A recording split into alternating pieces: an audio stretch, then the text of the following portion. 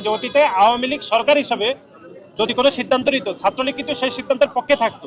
কিন্তু আমরা দেখেন গণ অভ্যুত্থান যে পরিবর্তনের রাজনীতি করেছে, সেজন্য আমরা কিন্তু সরকারের সিদ্ধান্তের বিরুদ্ধে গিয়ে আমরা বলেছি সরকারকে সিদ্ধান্ত পুনর্বিবেচনা করার জন্য আমরা গতকালই বলেছি। এবং মানে স্বাভাবিকের থেকে বেশি বৃষ্টিপাত হচ্ছে, সেজন্য তারা যে দাবি করেছে যে সাময়িক সময়ের জন্য পরীক্ষা স্থগিতকরণ, এর বিষয়ে বাংলাদেশ জাতীয়তাবাদী ছাত্রদল নিজেই গতকাল বিবৃতি দিয়েছে। আপনারা খেয়াল করে দেখবেন যে অতীতে আওয়ামী লীগ সরকার হিসাবে যদি কোনো সিদ্ধান্ত নিত, ছাত্রলীগ কিন্তু সেই সিদ্ধান্তের পক্ষে থাকতো।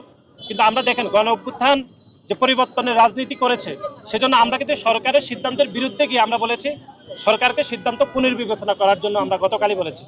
এবং আমরা আজকেও শুনতে পেয়েছি যে সরকার যেহেতু পরীক্ষার এগুলো খুব গুরুত্বপূর্ণ সিদ্ধান্ত, সরকার বিভিন্ন স্টেক হোল্ডারদের সাথে আলাপ করে, বিভিন্ন শিক্ষা বোর্ডের চেয়ারম্যান, বিভাগীয় কমিশনার, ডিসি, তারপরে আমাদের ইউনো সাহেবদের সাথে আলাপ আলোচনা করে তারা সিদ্ধান্ত নিয়ে থাকে। তো সেটি তো চলমান আছেই, সিদ্ধান্ত প্রক্রিয়া চলমান আছে।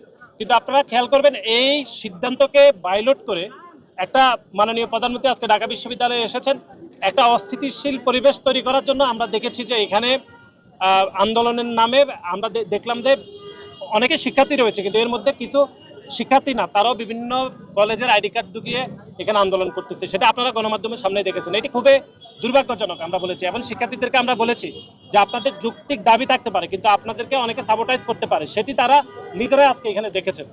আমরা তাদেরকে বলেছি তাদের যদি অন্য যুক্তি থাকে, বিশেষ করে পদার্থবিজ্ঞানের দুইটি কোশ্চেনের বিষয়ে তাদের আপত্তি আছে, আমরা বলেছি যদি তাদের এ বিষয়ে দ্বিমত থাকে তারা শিক্ষা মন্ত্রণালয়ে আলাপ আলোচনা করতে পারে, আমরাই তাদেরকে নিয়ে যাব, তারা যদি প্রতিনিধি দিয়ে থাকে।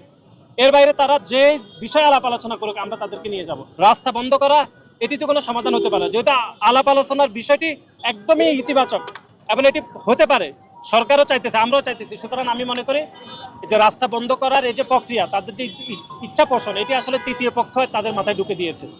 সেটা আপনারা গণমাধ্যমের কর্মীরাও দেখেছেন যে কিভাবে শিক্ষার্থীদের মধ্যে অন্য লোকজন শিক্ষার্থীদের আইডি কার্ড দিয়ে আন্দোলন করার অপতৎপরতা দেখিয়েছে। আমি মনে করি তাদেরকে আমরা বলেছি যে আপনারা সতর্ক থাকুন, আমরা সতর্ক রয়েছি, এবং তাদের যৌক্তিক দাবি আমরা সরকারের কাছে পৌঁছে দিব, চাইলে তারাও যাইতে পারে, আমরা সে কথাই বলেছি।